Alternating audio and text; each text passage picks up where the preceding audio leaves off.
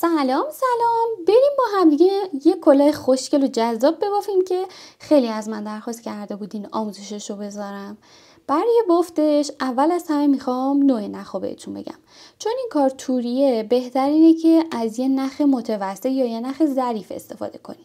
من خودم از یه نخ ظریف دارم استفاده میکنم و ضخامت نخ من دقیقا مثل ضخامت آلیز دیوا هستش. واقعیتش مارکش رو نمیدونم چون خیلی وقت پیش این مارکش رو کنده بودم و نمیدونم چه مارکیه، ولی از همین کانوا فقط یک الاف داشتم. حالا میخوام با همون ببافم. البته این یک الاف کامل رو نمیبره و این کلاه کمتر از یک الاف میبره. پس نوع نختون بهترینه که ظریف باشه چون کارتون شیک‌تر میکنه. مثلا میتونه آلیز دیوا باشه یا کانواهایی که توی ضخامت آلیز دیوا هستن. این از کانوا. و قلاب هم بهترینه که یه قلابی باشه که شما بافتتون شل و نرم بشه. من خودم میخوام از قلاب شماره 2.5 استفاده کنم. اگر شما دستتون سفته یه شماره قلاب بزرگتر بردارین، به خاطر اینکه ما یه بافت نرم و لطیفی رو میخوایم. بریم برای شروع کار که بهتون بگم که چجوری باید ببافین. خب اول از همه یه حلقه جادویی تشکیل میدم و توی این حلقه رو شروع میکنم به بافت زنجیره. 1 2 3 4. چرا 4 تا زنجیره زدم؟ 3 تا زنجیره اولم میشه پای بلند اولم و زنجیره آخر یعنی زنجیره 4 هم میشه فضای بین پای بلندام. پای بلند میگیرم، وارد این حلقه جادویی میشم و میام پایه بلند میبافم. حالا یه دونه زنجیره میزنم و دوباره وارد این حلقه میشم، پایه بلند میبافم. اگه پایه بلنداتون کوتاه هستش حتما پایه بلند 3 مرحله‌ای ببافین. نگاه کنین، من یه زنجیره میزنم، وارد این حلقه میشم و برای بافت پایه بلند 3 مرحله‌ای شما 3 بار باید یکی کنین. 1 2 3. یه مقداری پای بلنداتون بلندتر میشه. این برای اوناییه که میخوان از نخ ظریف استفاده کنن و پای بلنداشون کوتاه در میاد. خب شما داخل این حلقه جادویی رو به همین ترتیب باید بیاین. 1 زنجیره و یه دونه پایه بلند ببافین. این کار رو تا به انتهای رجتون تکرار کنین تا برسین به 10 تا پایه بلندی که وسطش یه دونه زنجیره داریم. توی رج اول 10 تا پایه بلند بافتم که ما بین پایه بلندام یه دونه زنجیره زدم. حالا تو انتهای رجم یه زنجیره میزنم، وارد 1 2 3. سومین زنجیره از پایه اولم میشم، یعنی این سومین زنجیره رو با قلابتون بگیرین و از داخلش یه نخ در میارم و همین نخ رو از حلقه اولم رد میکنم. حتما تو این جای کارم این حلقه جادویی رو ببندین، یعنی این نخ کوتاه رو که بکشین حلقه جادویی بسته میشه. این از رج اول. توی همه رج ها ما انتهای رجمون یه دونه پایه بست داریم مثل همین چیزی که اینجا زدم و برای شروع همه رج ها ما زنجیره رو داریم. 3 تا زنجیره برای پایه اول و 1 زنجیره برای فضای بین پایه بلند. خب حالا پایه بلند میگیرم، وارد این پایه بلند میشم. نگاه کنین، حتما وارد بالای پایه بلندتون بشین، ما بین پایه بلندتون رو وارد نشین. خود پایه بلندتون رو بگیرین. اینجوری بافتتون یک راست مشخص میشه که توی کدوم قسمت هستش. ببینین خود پای بلند و از وسطش که با قلاب وارد بشین پای بلند مشخصه. خب توی رج دوم میخوام بیام به این شکل ببافم که یه دونه پای بلند ببافم، یه دونه زنجیره بزنم، تو همون پای بلند یه پای بلند دیگه ببافم. اینجوری. پس من یه زنجیره میزنم ما بینه، نگاه کنی اینجاست، این پای بلندم، این قسمت پای بلندم رو میگیرم، یه پای بلند، یه زنجیره، یه دونه پای بلند میبافم داخل همین پای بلند. در اصل ما داریم پای بلندامون رو افزایش میدیم و قراره برای این کلاه یه دایره بافی ببافیم. دایره بافی ما با پای بلنده و چون بافتمون حالت توری داره ما بین هر پای بلند ما 1 زنجیره رو داریم. الان نگاه کنید، من یه دونه زنجیره میزنم، روی پایه بلند رج قبلم وارد میشم، پایه بلند میبافم، یه زنجیره و روی همون پایه یه دونه پایه بلند میبافم. ببینیم باف به چه شکل میشه، یه حالت پایه وی میشه. پس شما توی این رج ما بین همه پایه بلنداتون یه زنجیره میزنین، روی پایه بلند رج قبلتون وارد میشین، یه پایه بلند، یه زنجیره، یه پایه بلند، توی یه پایه بلند رج قبلتون میبافین. به همین ترتیب تکرار کنین تا به انتهای رج.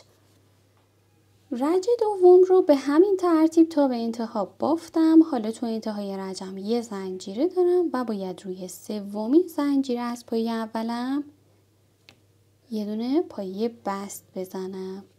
به همین ترتیب رج دومم تمومه. حالا ما میخوایم مثل قانون دایره بافی ببافیم. یعنی الان توی رج دوم همه پایه هامون رو افزایش دادیم. حالا توی رج سوم میخوایم بیایم یک پایه در میون افزایش بدیم. 1 2 3 برای پایه اولم و 4 برای زنجیره ما بین پایه هام. به همین ترتیب میبافم. پایه اولم به همین ترتیب تکیه. پایه بعدیم یه دونه افزایشه. یعنی چی؟ یعنی یه پایه بلند، یه زنجیره و روی همون پایه یه دونه پایه بلند داریم. اینجوری یه تکی و یه افزایش. یه زنجیره میزنم، پایه بلند بعدیم یه دونه پایه بلند تکیه، یه زنجیره میزنم، پایه بلند بعدیم یه دونه پایه افزایشیه، یعنی 2 تا پایه میبافم توی یک پایه. ما بینشون هم یه دونه زنجیره دارم به این شکل.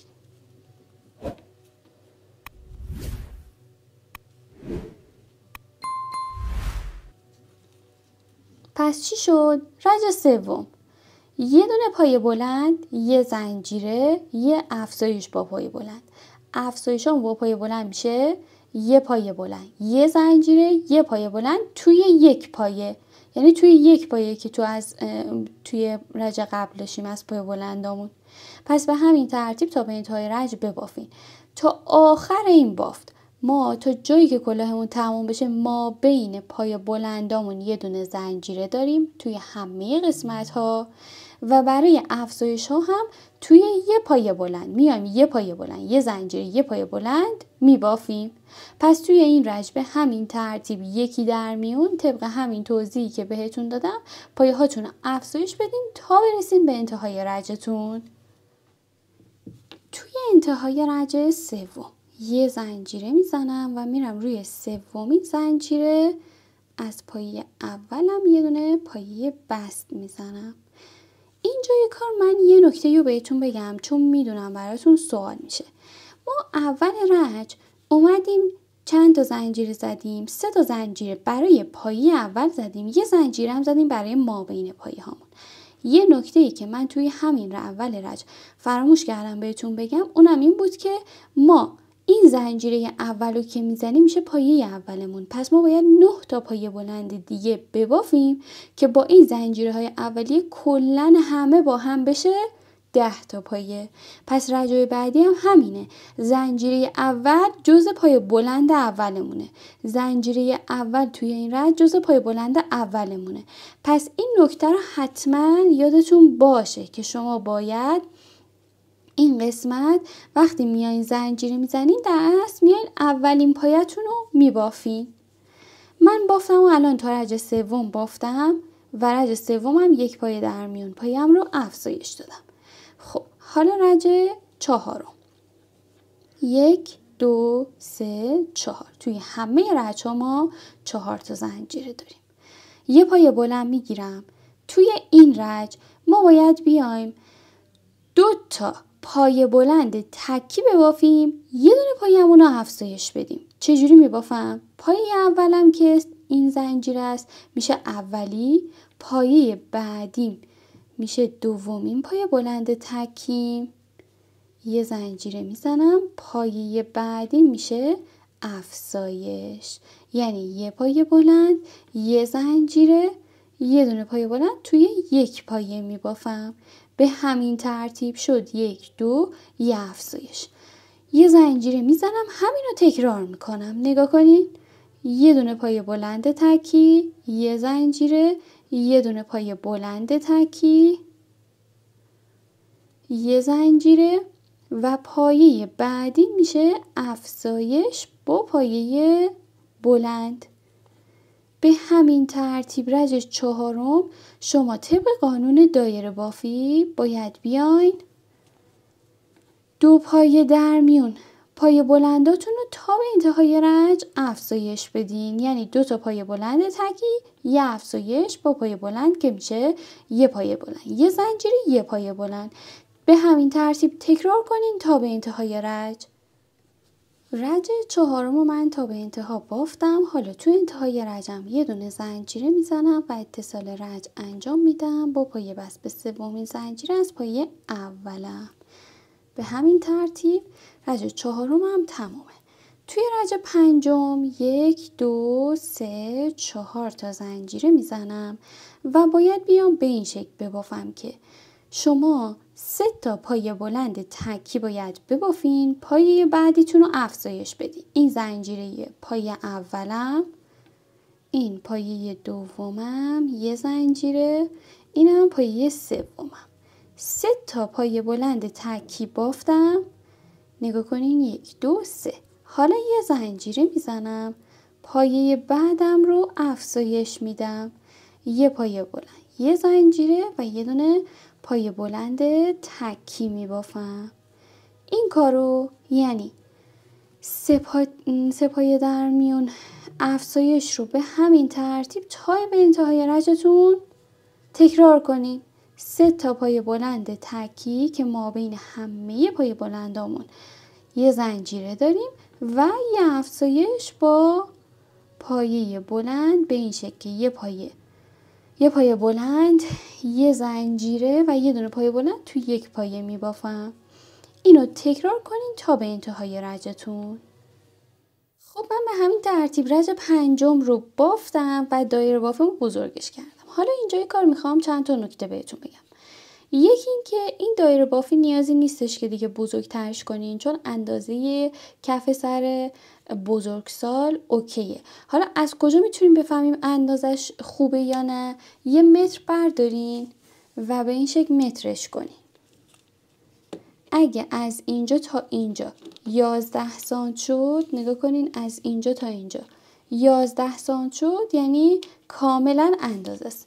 اما اگه 11 سانتی نشد، البته برای من چند میل مونده، میتونیم بیاین شما به دایره بافیش اضافه کنیم. ما الان تا 3 تا پایه در میون افزایش دادیم، شما میتونید تا 4 پایه در میون این افزایش رو انجام بدین. اما این نکته رو فراموش نکنین که این کلاه جذبه و حالت گشادی نداره، بنابراین باید اندازه کف سرتون باشه که بعد از اینکه الان ساده بافی کردیم فیت سرتون باشه. یه نکته دیگه هم بهتون بگم، نگاه کنین من الان سانتی متر رو گذاشتم، چند میل الان تا 11 سانت فاصله داره. اما نگاه کنین چون من شل بافتم، این بافت من کش میاد. من این بافتم اگه کش بدم دیگه این چند میل قشنگ جبران میشه و اندازش درست میشه. حالا الان باید با دستم کامل کشش بدم. اما اگه بازم خیالتون راحت نبود، میتونین به دایره بافیش اضافه کنین. من تا 3 پایه در میون این افزایش رو انجام دادم و برای بزرگ کردنش میتونین دایره بافی رو بزرگتر کنین، مثلا تا 4 پایه در میون افزایش بدین. 4 پایه در میون هم که میدونین 4 تا پایه بلند تکی یه افزایش با پایه بلند میشه. ما بین همه پایه بلندامون یه دونه زنجیره داریم. این از دایره بافی. و اگه قراره برای کودک ببافین، شما دایره بافی رو باید کمتر در نظر بگیرین، مثلا تا 2 پایه در میون اوکیه.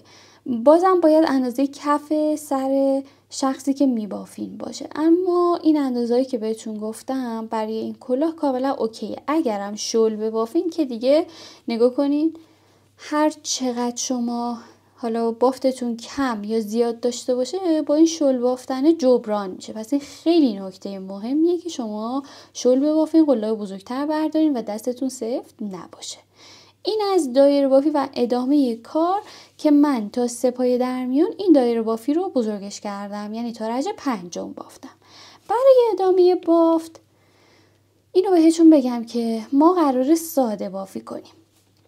توی همه رج هامون یه دونه پایه بست داریم توی انتهای رجمون به 3مین زنجیره از پایه اولمون. پس این نکته رو فراموش نکنین.